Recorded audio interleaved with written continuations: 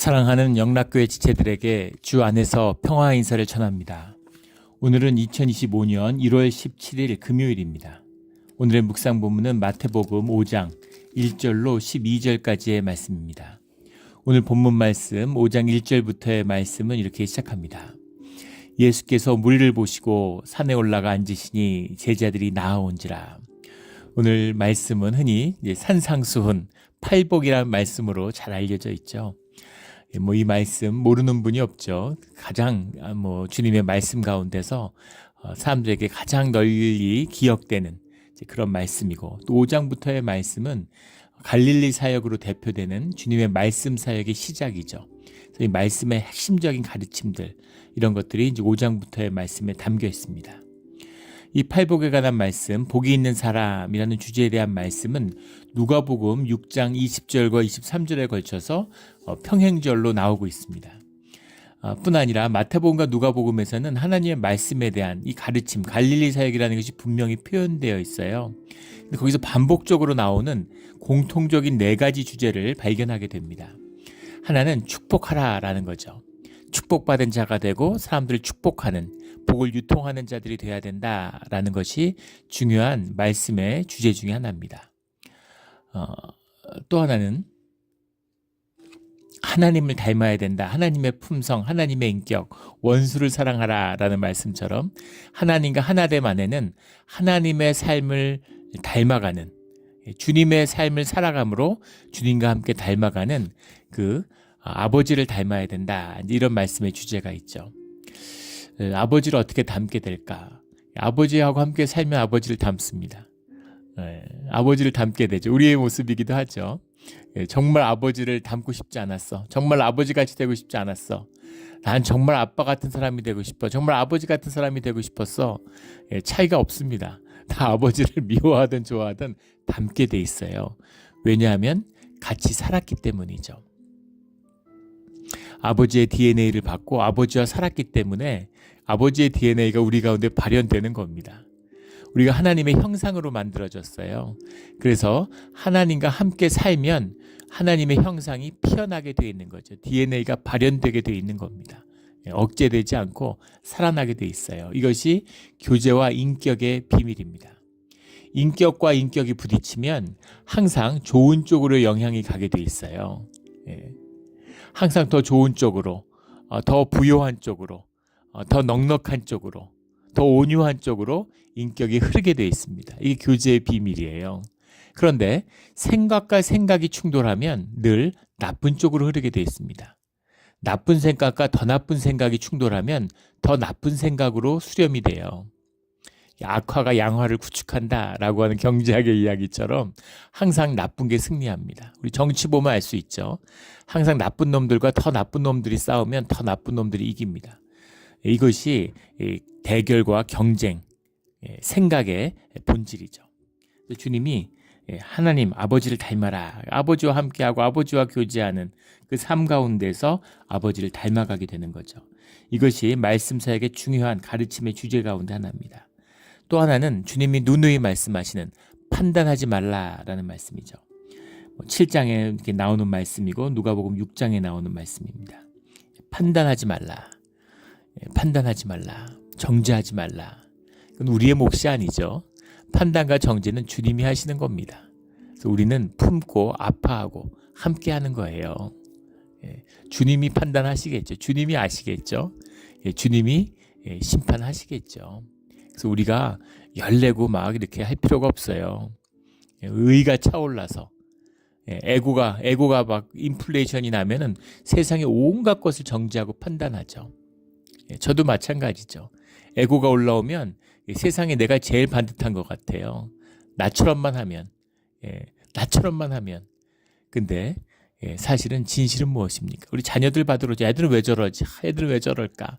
애들이 나보다 100배 낫습니다. 내 에고가 차올라서 눈이 멀기 때문인 거죠. 이것이 십자가와 함께하는 삶이에요.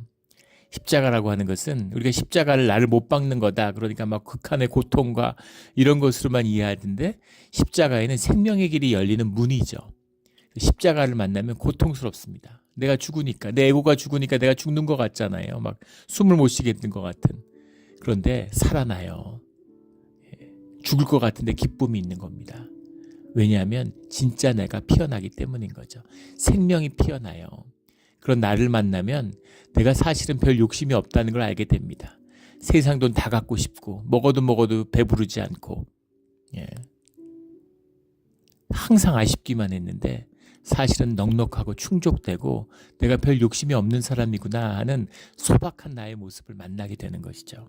이것이 판단하지 말라라고 하는 주님의 십자가의 본질을 만나게 되는 겁니다. 그래서 그 위에 마지막에 주님이 주신 또 하나의 반복되는 주제, 반석과 모래 위에 쌓은 집에 대한 말씀이죠. 너희 집을 반석 위에 쌓아야 된다. 모래 위에 세상 가운데 쌓은 집은 다 허물어져 버리죠. 그런데 반석 위에 주님의 말씀 위에 세운 집, 그런 인생을 세워나가야 돼, 이런 겁니다. 주님 만나면 삶이 무너져 내려요. 거짓이니까 무너져 내립니다. 여러분 굉장히 슬프죠. 그런데 슬퍼할 게 아무것도 없습니다. 무너져 내리고 무너지지 않는 집을 새로 쌓으라는 거예요. 막 이제 무너질까 저제 무너질까 막 노심초사하고 삶을 거기다 다 넣었는데 70, 80대에서 무너지면 어떡합니까? 자식이 때 가서 무너지면 어떡하겠어요? 무너뜨리고 깨끗하게 무너뜨리고 다시 짓는 겁니다. 이것이 주님과 함께하는 삶의 비밀이다라는 말씀을 만나게 되는 거죠. 이 5장부터 시작되는 말씀의 큰 주제입니다. 4가지 주제. 축복하라. 아버지와 하나님을 닮아가야 된다. 판단하지 마라. 그리고 반석 위에 너희의 삶에 새로운 집을 지어라 라는 주제죠. 5절 오늘 본문 말씀 수없이 들으셔서 저도 그런 것 같아요. 팔복의 말씀 설교로도 100번 이상은 들은 것 같습니다. 그래서 우리 말씀 익숙한 말씀이지만 말씀을 다시 한번 새겨봅니다. 예수께서 무리를 보시고 무리에게 말씀을 전하시는데 산으로 올라가. 이게 계속 모세와 예수님의 삶, 유대인들을 대상으로 하는 거니까 유대인들에게 들으라고 하는 말씀이니까 그 말씀의 비유가 계속 모세와 함께 이렇게 교차되고 있다는 걸 말씀드렸죠. 그래서 마치 신의 산에서 하나님의 말씀을 받아서 그 말씀이 증거된 것처럼 예수님이 산에 오르셔서 산에 앉으셔서 무리에게 말씀을 선포하고 계시는 거죠. 이런 게 보입니다. 제자들이 나아온지라 무리를 향해 말씀하시는데 제자들이 앞으로 나오는 거죠. 제자들은 말씀을 듣는 무리와 달리 그 말씀을 들을 뿐 아니라 그 말씀을 전해야 하는 자들이죠. 그래서 말씀에 대한 특별한 주님과 함께하는 삶이 함께하면서 그 삶을 몸으로 삶으로 깨달아 그 삶으로 증거해야 되는 그 부르심을 받은 자들이 주님의 제자들 사도들입니다. 2절에 입을 열어 가르쳐 이르시되 우리 말씀을 듣지만 말씀을 살아서 말씀을 증거하는 주의 사도들이 되기를 주의 이름으로 축원합니다. 우리 왕 같은 제사장으로 부름받은 주님의 말씀을 선포하는 자로 우리를 부르신 거죠. 3절부터 10절까지 이제 8가지의 복이 있는 자는 이라는 말씀이 나와요. 3절에 심령이 가난한 자는 복이 있나니 천국이 그들의 것이며 우리 팔복을 만날 때 이 한국어 번역 때문에 많은 이제 오해가 있을 수 있는데 몇 가지를 분명히 인식할 필요가 있습니다. 하나는 서술형이라는 거예요. 담담하게 서술하는 겁니다. 천국의 이야기죠. 복 있는 사람의 이야기. 이렇게 복이 있고 저렇게 복이 있고 주님과 함께하고 말씀과 함께하는 복받은 자들의 이야기. 천국의 삶을 사는 자들의 이야기죠. 그래서 그런 자들도 있어. 심령이 가난한 자들이 있는데 그들도 복이 받았어. 애통한 자들이 있어. 그들도 복을 받았어. 온유한 자들이 있어. 그들도 복을 받았어. 청결한 자가 있어. 그들도 복을 받았어. 이런 이야기입니다. 그래서 이것은 명령문이 아니에요. 심령이 가난해야 돼. 애통해야 돼. 온유해야 돼. 긍휼히 여겨야 돼. 이런 이야기가 아닙니다. 이런 자도 있고 저런 자도 있는 거예요. 그러나 이런 자도 복을 받고 저런 자도 복을 받는다. 주 안에 있는 모든 자가 복을 받게 된다라는 거예요. 키 큰 자는 복이 있나니 키 작은 자는 복이 있나니 잠을 많이 자는 자는 복이 있나니 잠이 없는 자도 복이 있나니 이렇게 받으시면 되는 겁니다. 다 복을 받아요. 또 하나는 이것을 조건절로 받아들이는 겁니다. if then 이런 것처럼 심령이 가난한 자는 복이 있나니 심령이 가난해야 복이 있는 것처럼 그렇지 않다는 겁니다. 조건절이 아니에요. 이렇게 하면 복을 주신다 저렇게 하면 복을 주신다가 아니라 다 복을 받아요. 이러면 이런 대로 복을 받고 저러면 저런 대로 복을 받는 겁니다. 이것이 복을 받는 자들의 이야기죠. 또 하나는 그들의 것이며 라고 하는 모든 것이 3인칭 복수를 가리키고 있다는 겁니다. 그래서 공동체적이라는 거죠. 아, 다 온유하지 않는데 나만 온유하네? 내가 그래서 복을 받았네? 이런 얘기가 아니라는 겁니다. 공동체가 주님의 복을 누린다. 천국의 복이 하늘 가족에게 내린다. 이런 말씀의 뜻이 들어있다는 거죠. 그래서 공동체 안에 이런 사람도 있고 저런 사람도 있지만 다 복을 받고 그 복을 공동체가 함께 누리는 것이죠. 교회에 기도하는 사람이 있으면 공동체가 복됩니다. 그래서 그런 사람들이 귀하죠. 그분이 복을 열심히 기도하지만 그 기도의 복을 공동체가 함께 누려요. 열심히 우물을 파는 자가 있어요. 우물이 터져 그 물을 함께 마셔요. 다 복된 것입니다. 이것이 공동체의 복, 천국의 복이에요. 교통의 복입니다. 이 복을 누리는 우리 몬트레 영락교회가 되기를 주의 이름으로 축원합니다. 심령이 가난한 자는 복이 있나니, 복이 있다라는 말이 마카리오리라는 말인데, 마카르라는 말이 원형이죠. 마카르라는 말은 이제 복이 있다라고 해석을 했는데, 복이 있다는 말도 물론 되죠. 근데 행복하다는 얘기입니다. 심령이 가난한데 행복해, 애통한데 행복해. 이상하죠? 근데 이것이 천국의 비밀이라는 겁니다. 왜냐하면 천국이 그들의 것임이기 때문인 거죠. 복이 있다라는 말이 성경에서 아주 핵심적인 주제잖아요. 우리 복이 있다라는 말, 이 마카리오리라는 말이 구약의 아슐레이라는 말을 그대로 받은 겁니다. 아슐레이를 이제 헬라어로 바꿔놓은 거예요. 마카리오리라는 말이 우리 아슐레이라는 말이 가장 유명한 시편 1장의 시작이죠. 시편 1장 1절에 보면 복이 있는 사람은로 시작하는, 복이 있는 사람은 악인의 꾀를 따르지 않고, 복이 있는 사람들은 죄인들의 길에 서지 않고, 복이 있는 사람들은 오만한 자리에 앉지 아니하고, 복이 있는 사람은 여호와의 율법을 즐거워하며 그의 율법을 주야로 묵상하는도다. 1절은 무슨 얘기예요? 악이 쓰러진다는 얘기죠. 악의 소멸이에요. 복이 있는 사람은 주님과 함께하는 사람이고, 복은 천국의 비밀이죠. 그래서 천국의 비밀은 뭐냐면 악이 사라지는 거예요. 어둠을 쫓는 가장 좋은 방법은 빛이 있는 겁니다. 빛은 어둠과 싸우지 않죠. 어둠이 빛과 싸우는 거 보셨어요? 빛이 있으면 어둠은 사라져버려요. 주님이 있으면 마귀가 사라집니다. 살다 보면 그런 경험 하셨을까요? 진짜 무슨 클리스터라고 그러나요? 독일에서 나오는 민담인데 들어보시면 다 느낌이 오죠. 일이 꼬일 때가 있어요. 이렇게 하면 마치 누가 둘러싸고 모여 앉아서 내려다보면서 골탕 먹이는 것 같은. 교인 중에 그런 얘기를 하는 분이 있어요. 무슨 이렇게 신분 문제로 서류 다큐멘테이션을 진행하는데 계속 일이 꼬이는 겁니다. 진짜 골탕 먹인, 누가 숨어서 몰래 보면서 서류 훔쳐가고 막 서류 찍고 이러는 거 아닌가 싶을 정도로 골탕을 먹이는 거예요. 비즈니스를 할 때 보면 그런 일이 있죠. 뭐가 고장나고, 또 뭐 고장나는 거 고쳤더니 이거 고장나고, 뭐 도둑 들고, 뭐 자꾸 무슨 사고, 나가다가 미끄러져갖고 또 발목 삐끗하고, 또 차 탔더니 차 가다 빵꾸 나고, 뭐 이런 겁니다. 그런 일이 있을 때에는 어둠의 역사가 가까이 있는 겁니다. 우리한테 깨어서 기도하라는 그런 신호예요. 그럴 때 우리는 찬송을 해야 됩니다. 찬양을 하고 주님을 경배해야 돼. 예배죠. 주님을 높이고 주님을 모시면 진짜 눈 녹듯이 연기처럼 그 모든 게 사라집니다. 물론 예외도 있어요. 그 우겨쌈의 주체가 주님이실 수 있습니다. 근데 그거는 주님은 그렇게 뭐 장난치듯이 골탕 먹이듯이 그렇게 하지 않으세요. 주님이 우겨쌀 때는 진짜 숨을 쉴 수가 없이 내리눌리는 겁니다. 근데 그런 게 아니라 삶에 이런 뭐 누가 와서 차로 받고 달아나고 이런 것이 내 에고가 높아지고 에고 인플레이션이 일어나고 주님의 임재가 내 가운데서 사라진 것이 아닌지 약해진 것이 아닌지 점검해야 된다는 겁니다. 그래서 약이 사라짐, 빛이 임하면 거짓말처럼 어둠은 사라지고 주님의 복이 임하는 거죠. 해피한 거예요. 이런 천국의 복이 임하는 겁니다. 2절에 보면 오직 여호와의 율법을 즐거워하며 그의 율법을 주야로 묵상하는도다. 말씀 운행의 역사잖아요. 말씀이 함께하는, 말씀과 함께 살아간다. 악이 사라지고 말씀이 살아나요. 주님의 임재가 있으니까 말씀이 살아나죠. 주님과 함께하고 기도가 깨어나고 말씀이 살아나고 선순환의 길로 들어가는 겁니다. 말씀이 살아나고 깨우침이 있고 마음의 기쁨이 있으니까 더 기도하게 되고 더 감사하게 되고 마음이 다 열려요. 그런데 그 마귀들의 뭐 여기 막 이렇게 찌들리고 저렇게 두드려 맞고 막 이러면 정신 못 차리고, 정신 못 차리면 주님을 찾아야 되는데 현상과 조건을 쫓아다녀서 마음을 뺏기죠.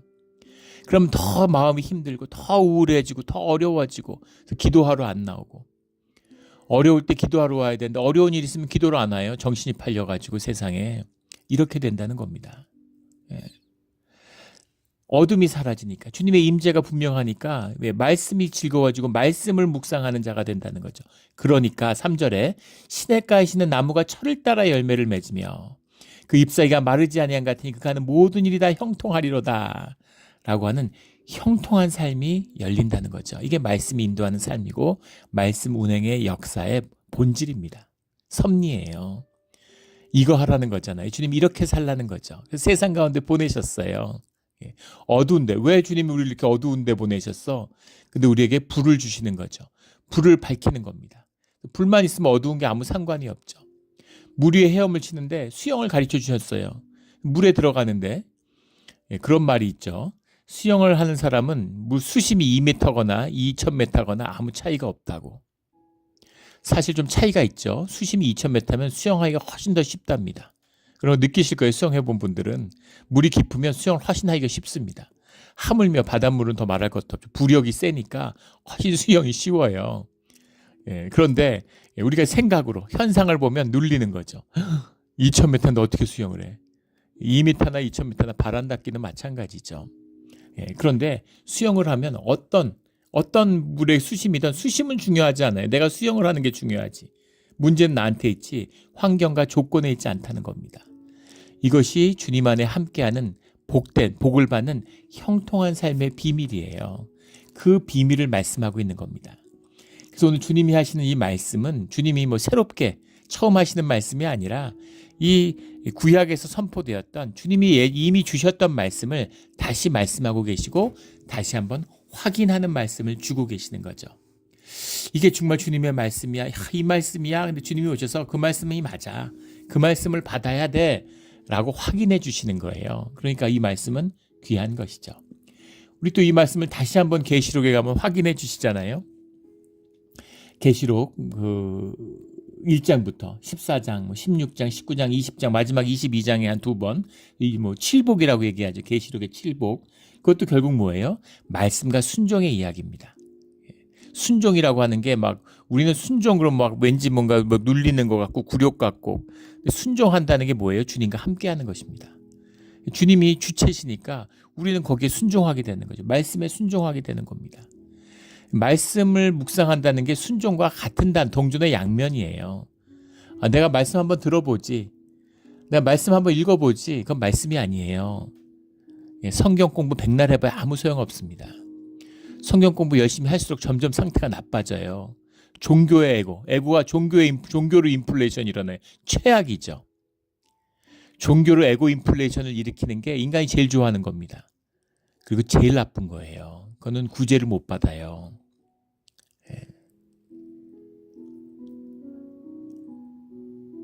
뭐 그런 말이 있지 않습니까? 게임 중독이 그렇게 심한데 게임 중독에서 벗어나는 것은 마약 중독밖에 없다고. 마약 중독에서 벗어나는 길은 정치밖에 없답니다. 정치가 마약보다 더 나쁘다는 거죠. 정치에 중독되면 그런 분들 있잖아요. 뭐 한인회 뭐 이런 데 막 미쳐갖고 정신없이 돌아다니고 막 세계를 떠돌고 이런 분들 있죠. 정치하고 막 에고 인플레이션이 잘 되니까 그 해피한 거죠. 너무 좋은 거죠. 그런데 그 정치를 보다 더 독하고 정치의 중독을 벗어나는 길이 종교의 중독이라고. 근데 종교의 중독은 그 무엇으로도 벗어날 수 없습니다. 오직 심판이 기다릴 뿐이죠. 그래도 정치 중독, 게임 중독, 뭐 마약 중독, 술 중독 이런 거는 회복될 수 있어요. 그런데 종교 중독은 회복될 수 없습니다. 반전의 기회가 없어요. 딴 거 다 나쁜 거 다 빠져도 종교 중독에 빠지면 안 되는 것이죠. 주님과 함께하는 오늘 말씀 가운데도 나오는 이 심령의 비밀, 마음의 비밀입니다. 심령이 가난한 자는 심령이 비어있는 자죠. 가난하다는 게 비었다, 가진 것이 텅 비었다 이런 뜻입니다. 우리의 마음이 텅 비어 있는 거죠. 마음이 텅 비어 있는 자는 주님과 함께하는 주님의 복이 우리의 마음을 채워요. 이게 섭리입니다. 천국이 그들의 것이 되는 거죠. 근데 마음속이 꽉 차 있어요. 세상 것으로 돈 생각으로 꽉 차 있습니다. 욕심으로 꽉 차 있어요. 내 삶의 계획으로 꽉 차 있는 겁니다. 새해가 되니까 1년 계획 세우느라고 벌써 1월인데 지치고 힘들어. 해야 될 게 너무 많고 너무 스트레스 받아. 금년에는 뭔가 다른 삶을 살아야 되는데 그래서 무기력하게 1년이 다 떠내려 가는 겁니다. 심령이 비어 있어야 돼. 심령이 가난해야 되는 겁니다. 우리 심령이 가난한 자로의 복을 누리기를 주의 이름으로 축원합니다. 4절에 애통하는 자는 복이 있나니 그들이 위로를 받을 것이요.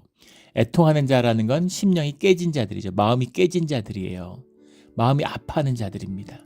이 마음에 아파하는 자들은 위로를 받는다. 근데 위로를 받는다라는 위로라는 말이 파라칼레오라고 하는 주님의 부르심이잖아요. 이 애통하는 자, 마음이 깨진 자들이 주님을 만나는 겁니다. 주님의 깨진 마음, 주님의 애통하는 마음, 주님을 만나는 영인 주님을 어떻게 만나요? 주님을 만난다는 게 무슨 의미가 있어요? 예수님 걸어가는데 내가 한 3m 그 근처까지 1m까지 근접했다. 이게 무슨 의미가 있습니까? 100m 밖에서 보나 한 2km 밖에서 이렇게 한번 보나 아니면 계속 따라다니는 거 무슨 의미가 차이가 있을까요? 주님을 만나는 것이죠. 부부가 함께 30년을 사는데 서로 딴지갑 차고 뭐 그냥 삶의 동맹자가 돼가지고 서로 재산 얼마인지 아무것도 모르고 삶의 연합체처럼 그렇게 살아가요. 같이 살았는데 와이프를 몰라요. 무슨 생각하는지, 내가 어려움 당하면 어떻게 나올는지 알 수가 없어요. 시리아의 그 독재자가 독재 정권이 무너지고 도망갔는데 부인이 이혼 소송을 냈다는 거 아니에요. 온갖 호사를 다 누렸는데 이제 망명자로 살아가려고 하니까 깝깝한 거죠. 그러니까 가진 돈 내놓으라는 거잖아요. 또 그 남편도 대단한 정말 악당이죠. 군용기에다가 돈을 실어가지고 도망가는데 딱 4명이서 탈출했다는 거 아니에요. 자기 돈 관리하는 사람 둘하고 자기 큰아들하고 자기하고 넷이 탈출했는데 자기 딸하고 부인한테는 탈출하는 소식을 알리지 않았다는 거예요. 그래서 같이 살아 뭐 하겠습니까? 그게 남편입니까? 남편이나 부인이나 똑같죠. 그런 거죠. 서로 살아도 서로 몰라요. 만난 적이 없어요. 마음이 깨져야 만나는 겁니다. 부인의 삶을 보고 내 마음이 깨져요. 남편의 삶을 보고 내 마음이 깨져. 아이고 저런. 그 어떤 권사님이 남편이 이렇게 자는 모습을 보는데 소파에 엎으러져 갖고 자고 있는데 그걸 보는데 그렇게 가슴이 아프더래요. 아유 젊어서 아주 쌩쌩하고 젊고 아주 그랬는데 힘이 있었는데 이제 다 늙어서 기운도 없고 저렇게 소파에서 쭈그러져 자고 있구나. 근데 보는데 그렇게 마음이 뭔가 애틋하고 애통하더라는 겁니다. 그런 거예요. 애통하는 마음. 그 애통하는 마음이 가운데 주님의 부르심을 받는 겁니다. 주님의 애통하는 마음을 만난 거니까 주님을 만나게 되는 거예요.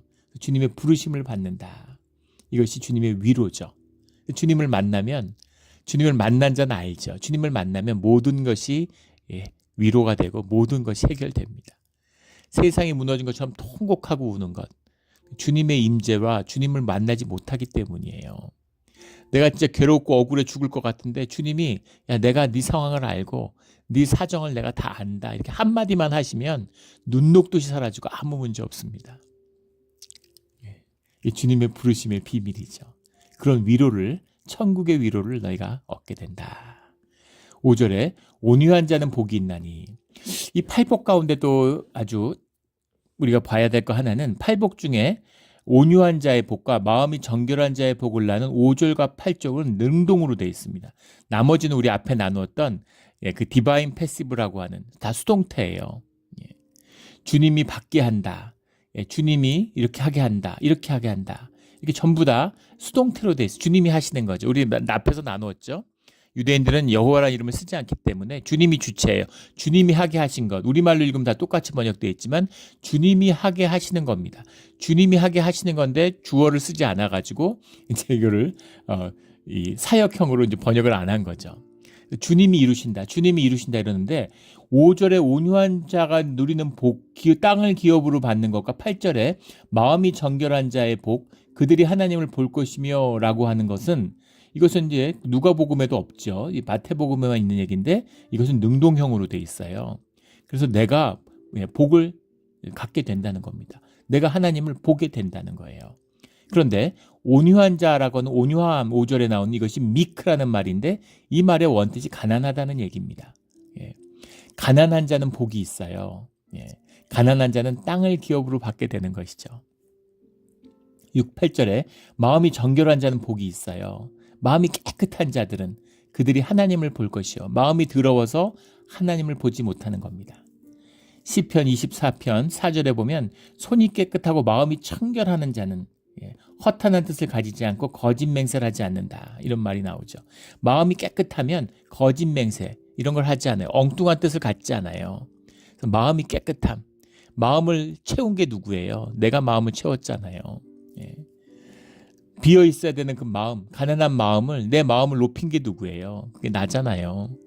그래서 이것은 내가 갖춰야 할 것입니다. 내가 갖춰야 하는 거죠. 애통하는 것은 내가 하는 게 아니에요. 내가 애통하기 싫나요? 애통하는 마음 갖고 싶지 않나요? 애통하지 못해요. 애통하는 마음이라는 것은 주님이 주시는 겁니다. 애통하게 하는 자예요. 그런데 마음이 깨끗한 것은 내가 마음을 깨끗하게 해야 되는 것이죠. 마음을 깨끗하게 하는 마음을 갖는 것입니다. 주님의 능동의 뜻이 들어있어요. 주님 안에서, 물론 모든 것은 주 안에서 이루어지는 일이지만 우리의 몫이 있다는 겁니다. 주님이 해주신 몫이 있어요. 주님 안에 있다는 얘기가 다 주님이 한다는 얘기가 아닙니다. 여러 번 얘기해서 우리 교인들은 더 그걸 새길 필요도 없이 잘 알고 계실 거예요. 주님이 때에 따라서 감나무를 익게 해주셔야 감이 툭 떨어져갖고 내가 입에 안에 들어가는 것이죠. 그런데 그러면은 나는 누워가지고 감나무가 떨어질 것까지 기다리는 것, 이것이 주님이 하시는 일인가? 그렇지 않아요. 주님이 올라가서 감나무 따라고, 감나무가 뭡니까? 씨를 뿌리라고 그러시잖아요. 씨를 뿌려서 나무를 키워. 그러면 30배, 60배, 100배의 열매가 열려. 주님이 우리에게 열매를 주시면은 우리는 진짜 주님의 노예가 되는 겁니다. 근데 주님은 우리를 그렇게 부르시지 않아요. 아버지기 때문에. 자식이 아버지 노예되길 바라는 사람이 누가 있겠어요? 인간이 악해가지고 자녀들에게 돈을 있어도 주지 않아요. 조금씩 주면서 자기한테 묶는 거죠. 그래서 와서 자기 옆에 있고 자기한테 잘하는 게 좋은 거니까. 그게 제일 비참한 삶이죠. 진짜 부자지간 내가 땀과 눈물로 키웠는데 내 자식이 아니에요. 자식같이 대하지 못하는 겁니다. 진짜 자식이면 내가 어렵고 힘들고 아프면 더 내 곁에 있겠죠. 그런데 진짜 아버지라면, 아버지의 마음이 있다면 자녀가 자기가 사업가라면 사업을 해서 키우고 싶지 않겠어요? 그 아이가 번듯이 쓰는 걸 보고 싶지 않겠어요?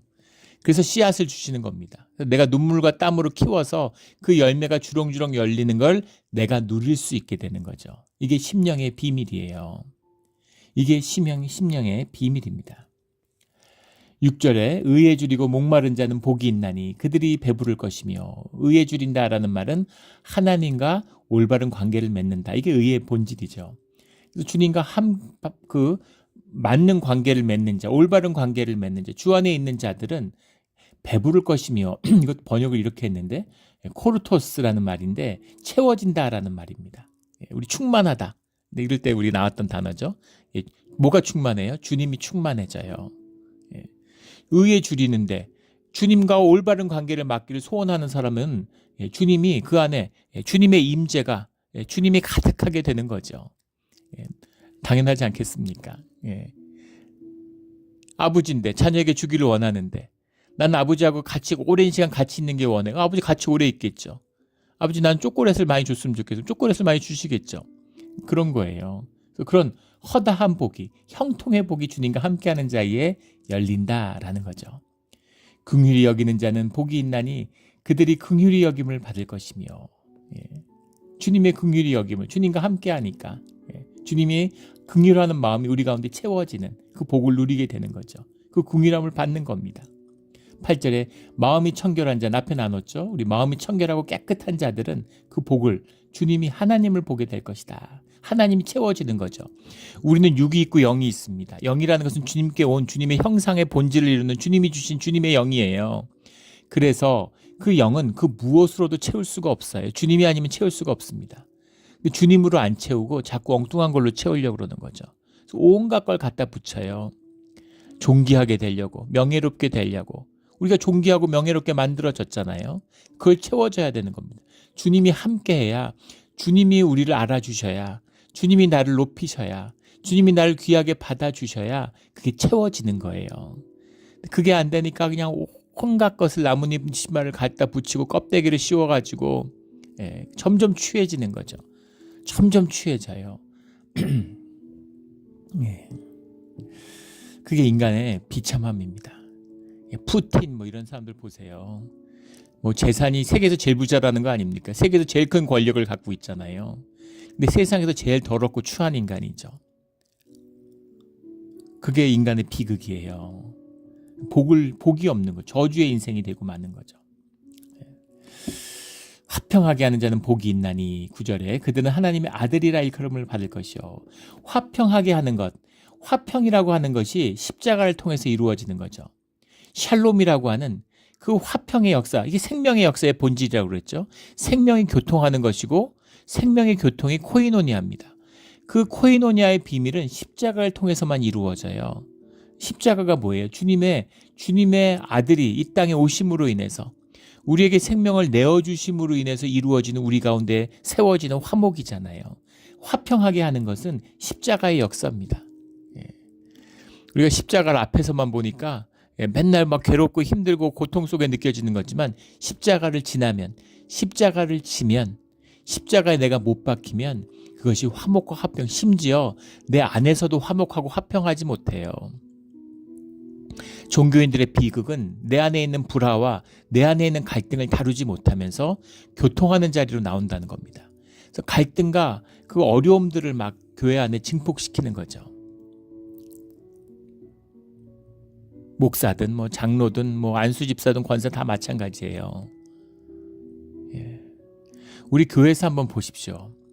지금은 뭐 그런 분이 없지만 교회에서 말썽을 일으키고 어려움을 만들고 막 여러 가지 문제를 일으키는 분들의 공통적인 문제는 자식 간에도 부부 간에도 자기 자신과도 불화가 끊이지 않는 자라는 거죠. 나의 화평, 주님과 나의 화평을 이루고 그 화평 가운데 형제를 초청해야 되는데 내가 나와 불화하면서 그 불화 가운데 사람들을 끌어넣는 거예요. 지옥으로 사람들을 끌고 가는 겁니다. 그게 종교의 모습이죠. 화평하게 하는 자, 주님의 십자가로 샬롬을 이루는 자들은 하나님의 아들이죠. 그게 하나님의 아들입니다. 하나님의 아들이다. 화목하게 하는 자들이 있잖아요. 우리 교회도 보면 화평을 이루는 자들이 있어요. 주위의 자녀들은 같이 있으면 마음이 넉넉해지고 복음만 있어도 미소가 나오고 같이 얘기하고 그럼 즐거워지고 그렇게 되는 거예요. 그런데 에고의 사람들, 그런 사람들은 정말 벌써 한 30m 앞에 있어도 머리가 벌써 아파요. 가까이 있고 싶지가 않아. 얘기만 하면 기분이 나빠져. 가까이 오면 벌써 마음이 안 좋아. 왜냐하면 그 사람 조심해야 되잖아요. 에고의 사람이니까 에고를 건들면 안 되거든요. 그러면은 짐승으로 변해서 막 물어 뜯어요.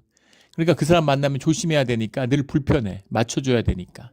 그래서 별로 만나고 싶지가 않아. 그 다음에 그런 사람들은 가까이 있는 사람들을 계속 욕해요. 환경과 조건이 그 불화의 원인이 자기 때문인데 그걸 받아들이지 않죠. 에고는 생각 속에서 완전하니까. 그러니까 자기가 기분이 꿀꿀하고 나쁜 건 다 자기 주변 사람들 때문이에요. 남편이든 부인이든 자식이든 형제든 교회든 다 남 탓을 하는 겁니다. 종교인들은 늘 교회 탓을 하잖아요. 엄청난 이상을. 교회는 이래야 돼. 교회는 이런 거야. 그런 걸 보지도 살아보지도 못했으면서 자기가 생각으로 만든. 근데 거기에 못 미친다 그러면서 교회를 욕해요. 내가 교회 안 나가는 건 교회 때문이야. 내가 믿음이 없고 내가 예배자가 되지 못하고 내가 십자가 앞에 서지 못한 자신을 돌아보는 것이 아니라 다 남 탓을 하고 교회 탓을 하고 주님 탓, 심지어 주님 탓도 하죠. 주님 탓은 함부로 못하죠. 무서우니까. 그런데 이제 마비되고 교회를 계속 안 나오고 마비되면 아예 뭐 별거 없어 이제 이렇게 되는 거죠. 주님을 무서운지 모르는 겁니다. 예배자를 쓰지 못하는데 교회와 주님을 탓한다는 건 그것은 저주를 아주 예비하고 있는 거예요. 주님이 무슨 죄를 지어도 심지어 사람을 죽여도 절대 하지 말아야 할 일을 저지르는 겁니다. 그런 자들은 어두운 데서 이를 갈며 영원한 고통 속에 들어가는 거죠. 우리 화평하는 복이 우리 모두에게 있기를 주의 이름으로 축원합니다. 화목을 세우는 거예요. 교회는 화목입니다.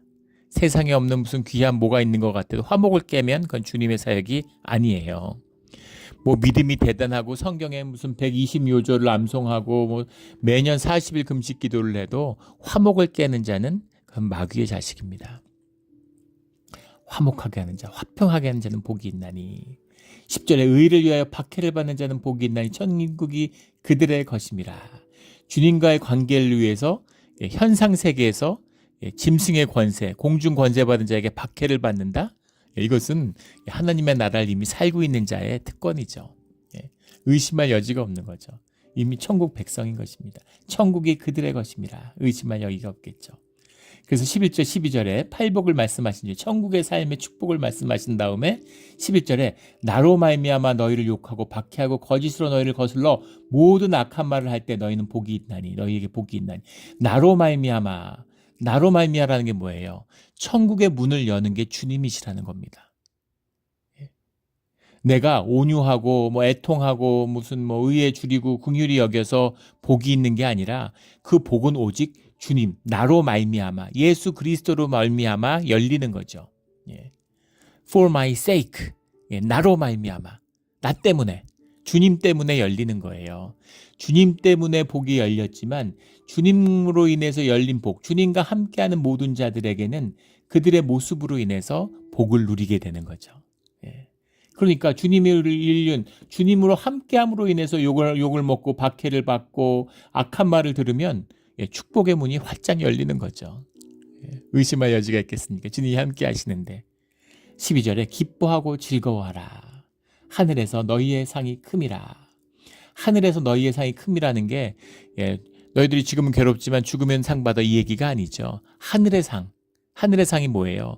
땅에서는 상상할 수 없는, 땅에서 뭘 어떻게 해봐야 만들어낼 수도 없는, 노벨상 뭐 100개 가져다가 합쳐갖고 줘도 뭐 세상에 없는 뭐예요? 무슨 뭐 필지 메달이니 뭐니 이 뭐의 노벨상, 플리츠커 뭐 건축계 무슨 노벨상, 뭐 세상의 명예 온갖 것 가져다가 다 뭉쳐가지고 받는 그런 걸로 되지 않는, 하나님이 아니면 주실 수 없는 하늘의 복을 너희가 받는다. 하나님으로 말미암아서. 그러니까 기뻐하고 즐거워해. 이건 진짜 좋은 일이다. 이런 말씀이죠. 이것이 신앙의 길을 걷는, 주님의 말씀의 길을 걸어가는 주의 자녀의 복입니다. 이 복을 꽉 붙잡고 이 복을 무르듯이 누리면서 형통의 삶을 사는 말씀을 통해서 그럼 우리 모두가 되기를 예수 그리스도의 이름으로 축원합니다. 아멘. 기도드리겠습니다. 하나님 아버지 감사합니다. 정말 늘 들으면 말씀에 가슴이 뛰는 우리 악을 소멸하고 말씀의 뜻에 따라 삶으로 주님 안에서 만복을 누리는 주의 백성이 되게 하여 주시옵소서. 감사하며 예수 그리스도의 이름으로 기도드렸습니다. 아멘.